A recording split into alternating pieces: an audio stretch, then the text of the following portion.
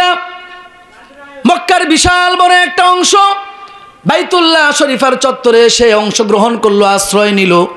এবার আমার রসুল হযরতে উসমান বিন তলহা, মনে আসেনি ওই যে চাবি দেয় নাই, উসমান বিন তলহা মুসলমান হয়ে তো মদিনায় গিয়েছেন। আমার রসুল বললেন, ইয়া উসমান ইতিনি বিল মিফতাহি, উসমান তাড়াতাড়ি করে বাইতুল্লাহ শরীফের চাবিখানা নিয়ে আসো, আমি একটু বাইতুল্লাহ শরীফে প্রবেশ করব। হযরত উসমান বললেন, ইয়া রাসূলুল্লাহ ইয়া হাবিবাল্লাহ, চাবিখানা আমার হাতে নাই, আমার মায়ের কাছে চাবিখানা আছে, সুতরাং মায়ের কাছ থেকে গিয়ে নিয়ে আসতে হবে।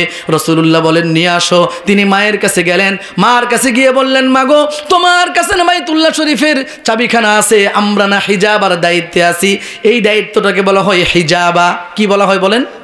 আর পানি পান করানোর দায়িত্বটাকে বলা হয় সিকায়া। কি বলা হয়? আমার ভাইরা, হযরত উসমান বিন তলহা মায়ের কাছে গেলেন, মায়ের কাছে গিয়ে বললেন,